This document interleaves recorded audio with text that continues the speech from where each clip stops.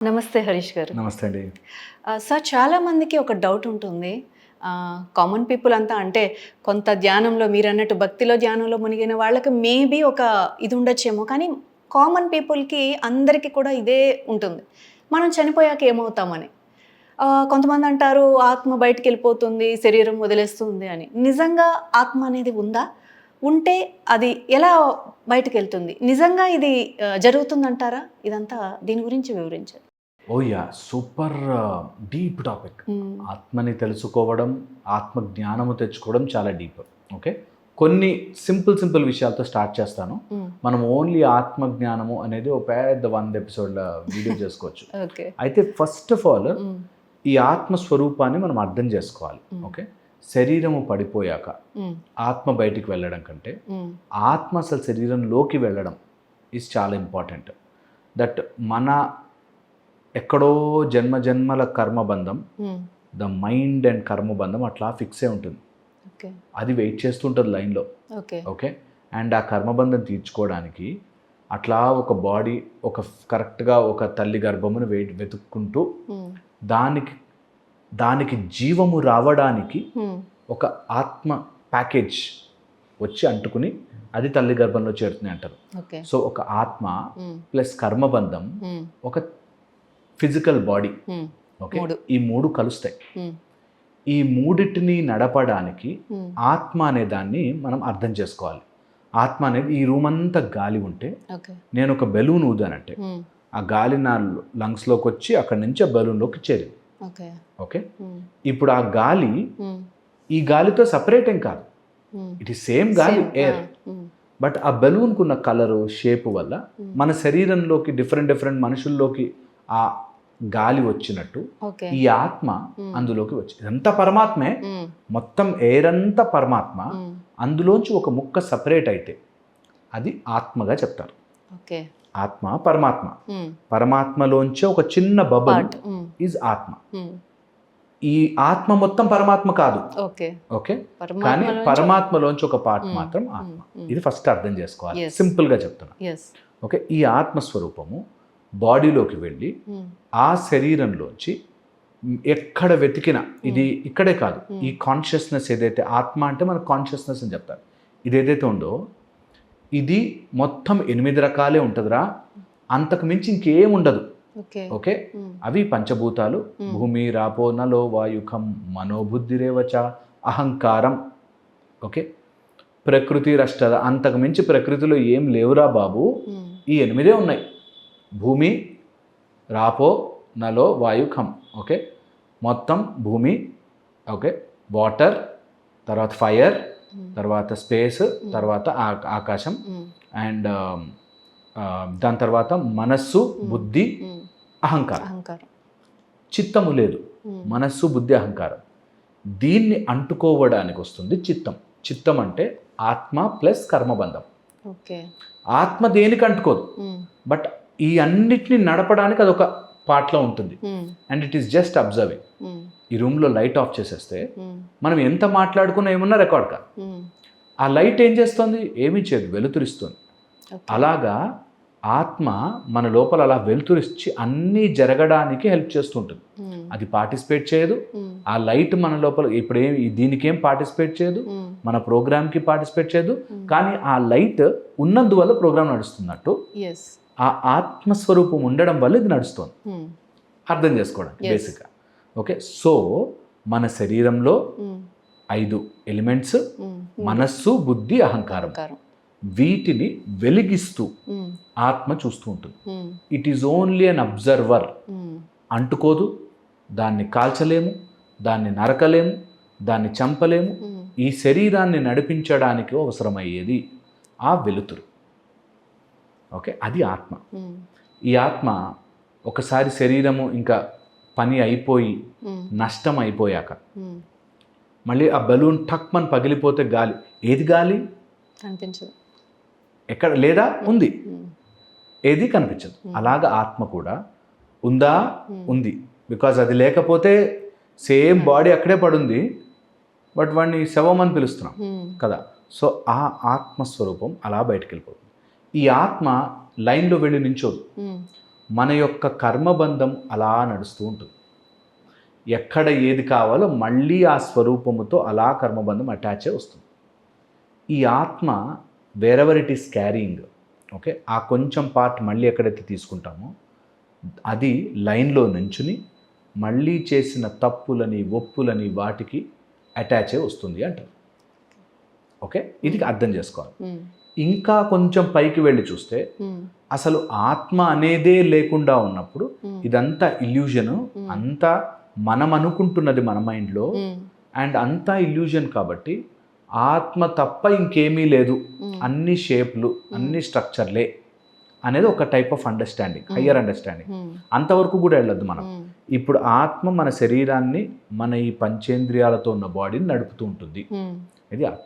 ఏమవుతుంది చనిపోయాక are dead అయిపోయాక ఆర్ వెళ్ళిపోయాక అంటే ఆత్మ విల్ గో బ్యాక్. నీ కర్మబంధం ప్రకారము పాపాలు చేసావా, పుణ్యాలు చేసావా, మంచి చేసావా, చెడు చేసావా, మళ్ళీ ఇంకో శరీరంలోకి వెళ్ళి, ఓకే ఓకే, దాని ఆ లెక్క తీర్చుకోవడానికి కరెక్ట్గా ఆ పర్టికులర్ మూమెంట్లో నీకు ఏమేమి తగలాలో ఆ స్క్రీన్ ప్లే అంతా రెడీ అయ్యాక దిగుతాం. ఓకే, వీడు ఆ రోజు వాడిని రాయితో కొట్టాడు, వీడికి నడుస్తుంటే రాయి తగులుతుంది. అలా అన్ని ఆ రాయి అక్కడ రావడానికి ఇంకెవడో అక్కడికి వెళ్తూ వెళ్తూ అక్కడ చెత్త అట్లా ఇసిరేస్తాడు, అందులోంచి ఓ రాయి వచ్చి అక్కడ ఆగుతుంది. ఓకే, వీడు నడుచుకుంటూ వెళ్ళి తగిలేటట్టు అంతా స్క్రీన్ ప్లే రెడీ. ఎంత పకడ్బందీగా రెడీ ఉంటుందంటే మొత్తం అంతా మన లైఫ్లో జరగబోయేదంతా అలా వెయిట్ చేస్తూ ఉంటుంది. ఇప్పుడు ఇది నేనేనా, ఇది నేనా, రెండు ఒకటేనా? ఏది? బాడీ ఆత్మ వెళ్ళిపోయింది, మళ్ళీ ఇంకొక బాడీలోకి రావాలి కదా, అది వేరేనా నేనేనా? ఇప్పుడు ఏంటంటే నేను అంటే ఏంటి? బాడీ కాదు, నేను అంటే బాడీ అని అనుకుంటున్నాను. ఆత్మకి ఎప్పుడు అంతా ఒకటే, ఆత్మ ఒకటే ఉంటుంది. నేను అనుకునేది ఓన్లీ మెమరీస్, ఆలోచనలు, థాట్స్. ఇప్పుడు ఇవి క్యారీ చేస్తుంది అన్నారు కదా, నేను చేసే పాప పుణ్యాలు, అది ఉంటుంది, కర్మబంధం ఉంటుంది. ఆత్మ కర్మబంధం, అది నేను కాదు, ఇట్ ఈస్ కామన్, అందరికీ ఉండే లైట్. ఈ లైట్ ఎవరు వాడుకున్న లైటే. ఓకే, సో అట్లా వెళ్తుంది. ఆ వెలిగించేది మాత్రం దానికి ఏమంటదు, దానికి కాల్చలేదు, అది ఏమి చేయదు, అలా వెలుతురు. ఓకే, ఎలా అయితే కాంతి మనకి ఈ రూమ్లోకి ఎవరు వచ్చి రికార్డ్ చేసుకున్నా రికార్డ్ చేసుకోవచ్చు అన్నట్టు. ఓకే, కాంతి పడుతుంది. ఆ కాంతి ఉండడం వల్ల ఇవన్నీ నడుస్తున్నాయి. ఓకే, ఇవి ఈ సిస్టంలో ఉంటుంది. నీకు రూపములు మారుతాయి, ఆ శరీరము పోయి, ఆ కలర్ పోయి, ఆ రంగు పోయినా మళ్ళీ కర్మబంధం అటాచ్ అవ్వడానికి మళ్ళీ ఇంకో శరీరం, ఇంకో రూపం వస్తుంది. ఓకే, ఆ దానికి తగ్గట్టుగా ఇప్పుడు సపోజ్ నరకంలో వేశారనుకో, నరకంలో యాతనా శరీరం అని ఒక శరీరం వస్తుంది. అక్కడ టార్చర్ పెట్టడం, చేతులు కట్ చేశారు, నూనెలో నానుస్తారంటారు కదా, మరి అంతసేపు నూనెలో నానిస్తే దేవుడికి ఏమొస్తుంది? ఏం కాదు. నిజంగా కూడా మనకు అక్కడ అర్థం కాదు దట్ మనం నరకంలో ఉన్నామని. అయ్యో ఇదంతా బాధ, నొప్పి నొప్పి నొప్పి అని బాధపడుతూ ఉండాలి అక్కడ. Okay, so it is not measuring, అరే ఎప్పుడో తప్పు చేశారా అందుకని ఇట్లా అనుభవిస్తున్నా, నేను ఎందుకు ఇట్లా పాపం చేశాను, ఇంకెప్పుడు చేయకూడదు అనేది కాదు. అక్కడ నరకంలో అనుభవించి నొప్పి నొప్పి బాధ బాధ బాధ అనుభవించాక బయటకు వస్తారు అంటారు. నిజంగా నరకము స్వర్గము వీటికంటే కూడా మనం ఆలోచించుకోవాల్సింది ఇప్పుడున్న దాంట్లో కూడా సేమ్ అలా టార్చర్ని మనం గుర్తించట్లేదే అని. అక్కడెక్కడికో నరకానికి వెళ్తే కాలుస్తారు కాబట్టి బాధ, ఇక్కడ ఉండేది బాధేరా. ఈ శరీరంలో నువ్వు భగవంతుడి యొక్క పరమాత్మ నుంచి వచ్చిన ఆ కాంప్లెక్స్ని మిస్ అయిపోయి వాడెవడేదో అన్నాడు, వీడెవడో అన్నాడు, ఇది జరిగింది అలా జరిగింది, నాకున్న డబ్బులు సరిపోక ఇంకా రేపు పొద్దున కోసం, తర్వాత ఇన్సూరెన్సులు, ఇంకేదో ఏం చేస్తారో ఇట్లా టక్కుమని దింపేస్తాం, వెళ్ళిపోతావు, అయినా దోచుకోవాలని అనుకుంటున్నావు కదా అని ఒక ఆలోచన.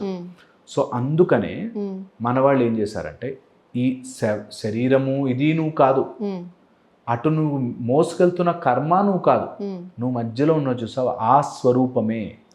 అది వెన్ ఇట్ డిసైడ్స్, దాన్ని నువ్వు కరెక్ట్గా చూస్తే ఇవంతా మాయా అని తెలిసిపోతుంది. అప్పుడు ఆ యాతనా శరీరం బాధపడుతున్నది నరకంలోనూ నేను కాదు, ఇక్కడ ఇంత జర్నీ చేస్తూ ఇంత జరుగుతున్నది నేను కాదు, అయ్యో అనిపిస్తుంది. ఒక్కసారి అది రాగానే ఇంకా there is no life, there is no bandham, there is no karma. ఒక్కసారి అది తెలిస్తే, స్పష్టంగా కనిపిస్తే దట్ నాలోనూ వెలిగే ఆత్మ, అక్కడా వెలిగే ఆత్మ, ప్రతి చోట నేను బెలూన్లో గాలి వస్తే ఆ గాలి నేను నాది నాది అనుకుంటున్నానే, ఆ గాలి టక్మని పోగానే వెళ్ళిపోయిందే, అది వస్తే మళ్ళీ అది బెలూన్ అయ్యిందే. ఆ దట్ట ఆత్మస్వరూపము నేను అని గుర్తించిన రోజున ఈ జర్నీ ఆఫ్ ఆత్మ ఎక్కడికి వెళ్ళింది, ఎక్కడికి వస్తుంది, ఎందుకు వెళ్తుంది, ఎందుకు వస్తుంది, వీటికి ఉండదు. ఓన్లీ ఆన్సర్ మనం ఒకవేళ భగవంతుడిని కలిస్తే ఆ కలిసినప్పుడు అడగాల్సిన ఒకే ఒక ప్రశ్న, ఎందుకు ఇవన్నీ చేసావు నాకు అని. ఓకే, ఎందుకు ఇదంతా చేసావు? అదర్ దాన్ దట్ ఇంకా మనం కనిపెట్టడానికి, మనం తెలుసుకోవడానికి ఏమీ లేదు. అసలు ఫస్ట్ నా లైఫ్ నేను రావడం ఎందుకు ఆత్మలాగా, దానికి కర్మ చెయ్యడం ఎందుకు, అంటుకోవడం ఎందుకు, ఆ ఒక్క ప్రశ్న మాత్రమే నీకు నువ్వుగా భగవంతుడి దగ్గరికి వెళ్ళినప్పుడు అడగాల్సింది. ఓకే, ఆ స్టార్టింగ్ తెలియదు కాబట్టి మనకి ఈ జర్నీ అంతా నేను ఎప్పుడేం కర్మ చేశాను నాకు గుర్తులేదు, అందుకని అనుభవించాలా, ప్లస్ మైనస్ వెళ్తుంది. ఇదంతా ఓకే. ఇంకో చిన్న డౌట్, ఇప్పుడు ఫర్ ఎగ్జాంపుల్ చాలా స్టోరీస్ చదివా, మరి ఇవి నిజంగా స్టోరీస్ అయినా లేకపోతే నిజమా అన్నది మీరే చెప్పాలి. ఒక పిల్లాడు, నేను నా వైఫ్ నా పిల్లలు ఉన్నారు, నా జన్మ ఇది అని సంథింగ్, అది ఒకటే ఎగ్జాంపుల్. అలాంటివి చాలా విన్నాం, చూసాం. వాటికి సమ్టైమ్స్ అంతే కదా, సమ్టైమ్స్ మనకి ఏదైనా మెమరీస్ ఉండి గుర్తుంటే it is all in your DNA కదా, నీకు శరీరం రాగానే ఆ శరీరంలోకి అబ్జార్బ్ అవుతుంది కదా. అది అందరికీ ఎందుకు గుర్తుండవు, కొందరికి ఎందుకు గుర్తుంటాయి? అబ్సల్యూట్లీ అందరికీ గుర్తుండకూడదు అనే ఉంటుంది నీ ప్లాన్.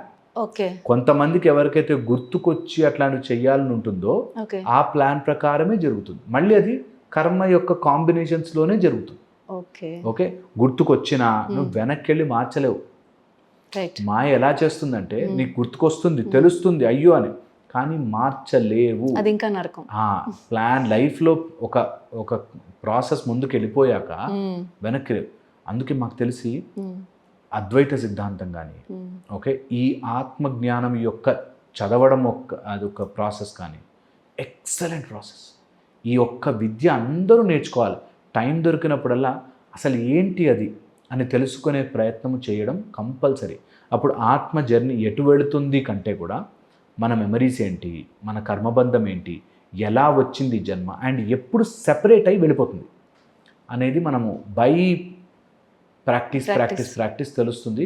అండ్ అన్ని ప్రశ్నలకి, ఇప్పుడు మీరు అడిగారు కదా ప్రశ్నలు, వీటికంటే 1000 ప్రశ్నలకి, ఆ 1000 ప్రశ్నలకి 1000 ప్రశ్నలకి అన్నిటికీ సమాధానాలు ఉన్నాయి. మనకి తట్టను కూడా తట్టవు. అవును సరే, ఇప్పుడు శరీరంకి లేదు అంటున్నారు కదా, మైండ్ లేదంటున్నారు, మైండ్ వెళ్ళిపోతుంది డే అయిపోయాక, మరి ఎవరు రాసుకుంటున్నారు ఈ కర్మబంధం అనే వాటి గురించి కూడా సమాధానాలు ఉన్నాయి క్లియర్గా. ఓకే, సో ఆ ఎక్స్పీరియన్స్ రావడానికి ఆ లైట్ ఏదైతే మన మీద పడి చేస్తుందో ఆ ఆత్మని అందరూ గుర్తించాలి. దట్ నేను ఇది ముట్టుకుంటే ఆ టచ్ సెన్సేషన్ కరెంటే, ఆ కరెంట్ నా బ్రెయిన్కి వెళ్ళి ఇది ఆ టచ్ని ఎట్లా గుర్తిస్తోందో అలాగా ఏదైతే గుర్తిస్తున్నదో ఆ ఆత్మ నా లోపల ఎక్కడ ఉంది, ఎలా దాన్ని తెలుసుకోవచ్చు అనే ప్రయత్నము చేయాలి. నేను చెప్తున్నా కదా, మాటల్లో చెప్పలేని ఎక్స్పీరియన్స్ అది. ఒక్కసారి నిజముగా దాన్ని స్థిరపరచుకుంటే దెన్ యూ సీ నేను మీరు మొత్తం ఇక్కడ ఉన్నదంతా కూడా ఒకటే, ఆ ఒక్క ఫోర్సే అని తెలుస్తుంది. ఆ తెలిసిన తర్వాత ఇంకా there is no attachment, there is no karma, there is no మనం పాపము చేయడం, పుణ్యం చేయడం, నరకాలకు పోవడం, ఇవంతా అప్పుడు మీరు అన్నట్టు స్టోరీస్ అయిపోతాయి. అంతవరకు ఇది నిజం, ఇక్కడ నడుస్తోంది, ఇక్కడ జరుగుతుంది. ఒక్కసారి తెలియగానే అంతా మెల్ట్ అయిపోయి ఇదంతా స్టోరీ అని అర్థం.